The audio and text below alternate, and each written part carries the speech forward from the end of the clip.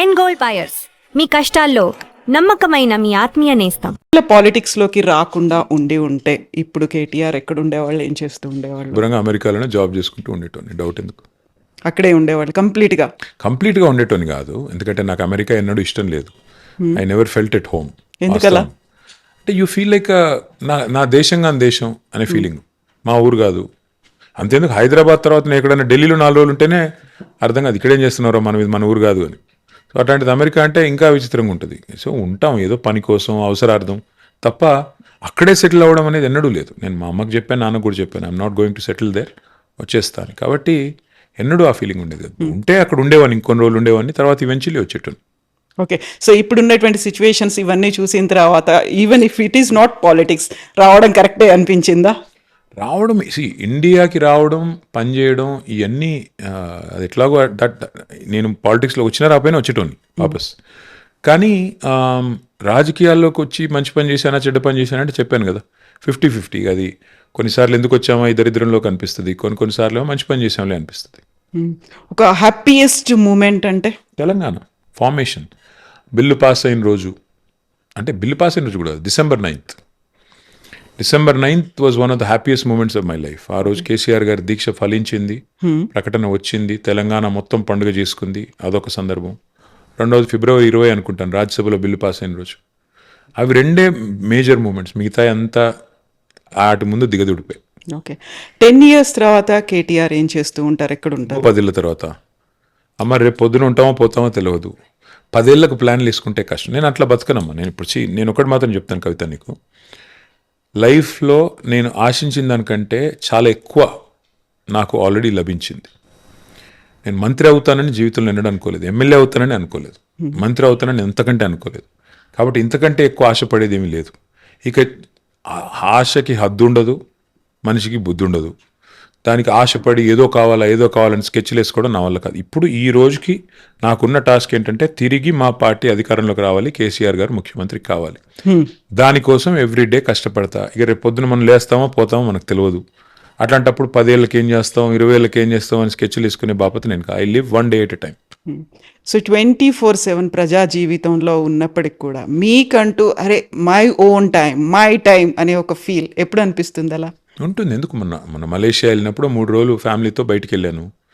పక్కన అక్కడే మలేషియాలోనే కొంత టైం స్పెండ్ చేశాను. సో అట్లా ఐ టేక్ అ బ్రేక్. అట్లా కూడా ఏం లేదు, I some times switch off, take a break.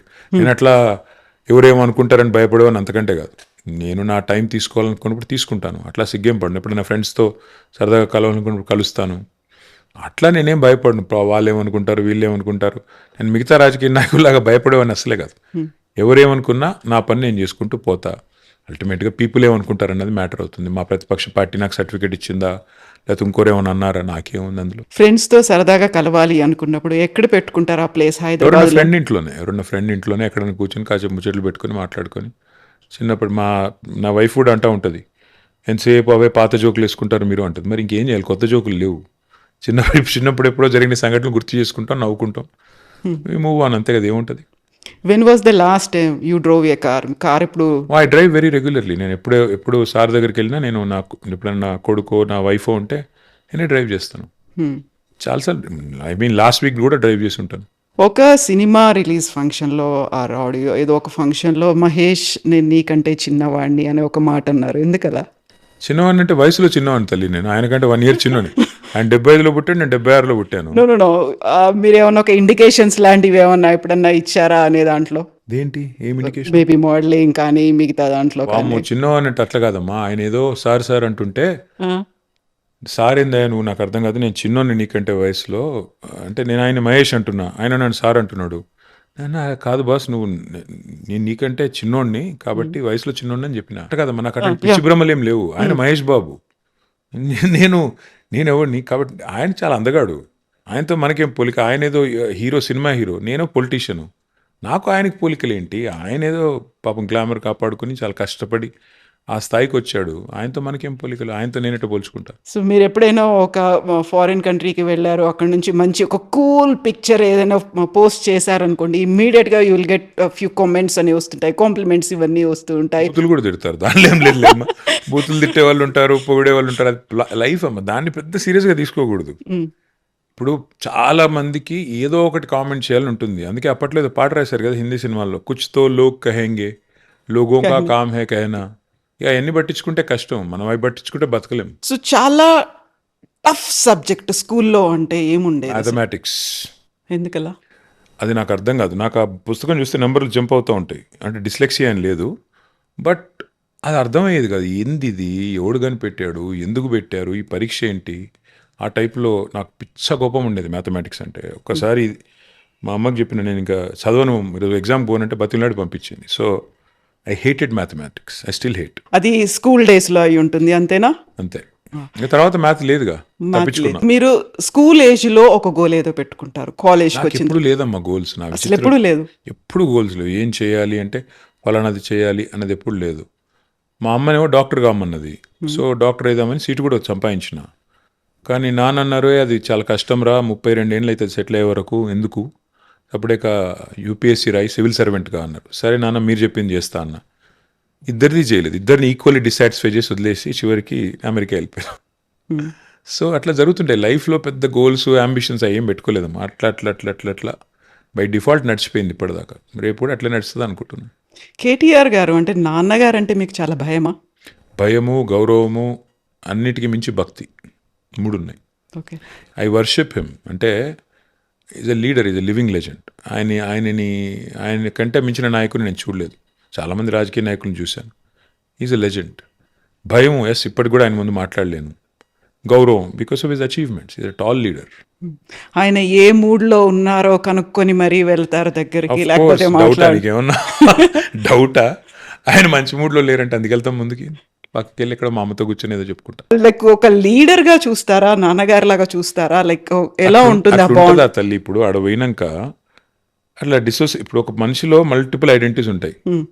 ఎట్లా చెప్తావు నువ్వు, ఆయన లీడర్గా చూస్తావా, తండ్రిగా చూస్తావా అంటే, ఆయన సడన్గా ఏదైనా ఇంటి విషయం పడితే తండ్రికి కొడుకుగానే చెప్తా, పార్టీ విషయం పడితే లీడర్గా చెప్తా. అందులో ఎట్లా ఎట్లా డిఫరెన్షియేట్ చేస్తావు? చేయలేం కదా. కూర్చున్నప్పుడు అరే వాడు ఎట్లున్నాడు హిమాంశు అంటే చెప్తా, తండ్రిగానే చెప్తా. ఒకవేళ కాదు, అరే అదేమైందిరా, పని ఏదో చెప్పినా కదా అదేమైందంటే లీడర్గానే చెప్పాలి. సార్ అది కాదు సార్, ఇదైంది సార్ అని చెప్పాలి. దానిలో ఏముంటుంది? హైదరాబాద్ మీ ఫేవరెట్ సిటీ అంటే ఫస్ట్ హైదరాబాదే వస్తుంది. అదర్ దాన్ హైదరాబాద్ అంటే ఏం చెప్తారు? అంటే ఇక్కడ విదేశాల్లోనే ఎక్కడ వేరేవా? అంటే ఇండియాలో చాలా ఉన్నాయి. ఫర్ ఎగ్జాంపుల్ నేను చదువుకున్న ప్లేస్లు అనండి, నేను తిరిగిన ప్లేస్లు అంటే చాలా ఉన్నాయి. బట్ వరల్డ్లో అయితే న్యూయార్క్ చాలా ఇష్టమైన సిటీ. నేను చదువుకున్నాను అక్కడ, అది కూడా ఒక కారణం కావచ్చు. ఇండియాలో పూణే కూడా ఇష్టం, ఎందుకంటే అక్కడ కూడా చదువుకున్నా.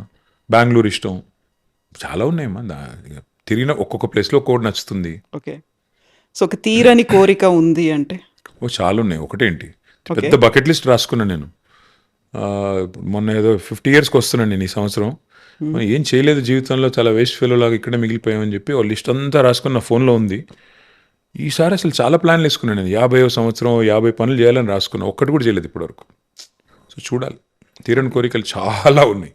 ఓకే. పనులు అంటే రిజల్యూషన్స్ ఎవ్రీ ఇయర్ పెట్టుకుంటాం, న్యూ ఇయర్కి అలాగే? అవి లేవు అట్లా కాదు. అంటే ఫర్ ఎగ్జాంపుల్ చెప్తున్నా, పిరమిడ్స్ ఉన్నాయి ఈజిప్ట్లో, పోవాలనుకున్నాను. చూసి ఎవరు మొన్న మా వాళ్ళు ఎవరో పోయించినారంటే అరే పోవాలరా ఇక్కడికని రాసుకున్నా.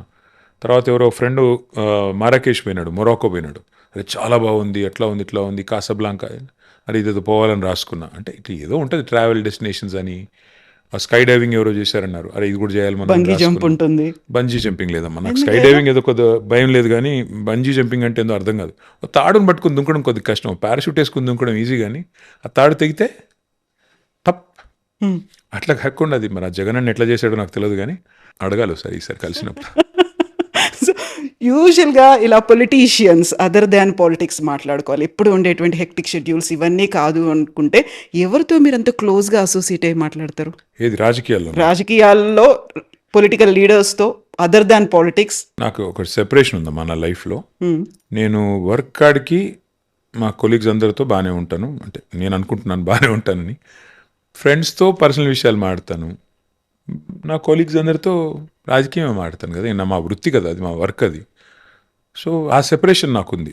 ఓకే. కాబట్టి రెండూ మిక్స్ అయ్యే పరిస్థితి ఏమీ లేదు. కేటీఆర్కి యాటిట్యూడ్ ఎక్కువ, కొంచెం గర్వం, నిజమేనా? ఏం చేస్తాం ఇప్పుడు, ఎట్లా అయిపోయిందంటమ్మా కవిత, కుక్కని చంపే ముందు పిచ్చి కుక్క అని ముద్రేయాలి. అందుకే మా అపోనెంట్స్ ఏం చేస్తారంటే, ఇప్పుడు నేను లేవనెత్తిన ప్రశ్నల్లో వారికి సమాధానం చెప్పే సత్తా లేదనుకోండి, ఏం చేయాలి, నన్ను ఏదో ఒక ముద్ర వేయాలి. క్యారెక్టర్ అసాసినేట్ చేయాలి. ఏం చేయాలి దానికి? ఒకసారి ఈరోజు డ్రగ్స్ తీసుకుంటాడని ఒక ప్రచారం కల్పించాలి, ఇంకోసారి ఏదో హీరోయిన్లతో తిరుగుతున్నాడని ఒక దిక్కుమాలను ప్రచారం చేయాలి. ఈ రెండు కూడా వర్కౌట్ కాకపోతే ఏం చేయాలి? ఓహో వీడికి బాగా అహంకారం అని ముద్ర వేయాలి. నేను అహంకారపూరితంగా చేసిన పని ఏంటో దయచేసి ఎవరైనా చెప్పాలి నాకు ఏదో ఒకరోజు. మేబీ నేను మాట్లాడేటప్పుడు కొద్దిగా ఓపెన్గా, నిర్భీతిగా, డైరెక్ట్గా మాట్లాడితే కొంతమందికి నచ్చదేమో. దానికి నేనేం చేయాలి? నేను ఉన్నట్టు చెప్తే కొంతమంది నచ్చదేమో. నేను చెప్పాను మొన్న ఒక ఇంటర్వ్యూలో కూడా, కడుపులో కత్తులు పెట్టుకుని పెదాల మీద చిరునవ్వులు పెట్టుకుని యాక్టింగ్ చేసే కేసు నేను కాదు, తెలంగాణ వాడిని కదా. సో దానికి కొద్ది మందికి నచ్చపోతే నేను చేయగలిగింది ఏముంది? ఒక్కటి మాత్రం చెప్తాను కవిత, ఎవరో ఏదో అనుకుంటారని, ఎవరో ఇలా ఫీల్ అవుతున్నారని మనం బాధపడాల్సిన అవసరం లేదు. As long as you are unpretentious, as long as you are clear in your mind that you have not hurt anybody deliberately, you should not worry.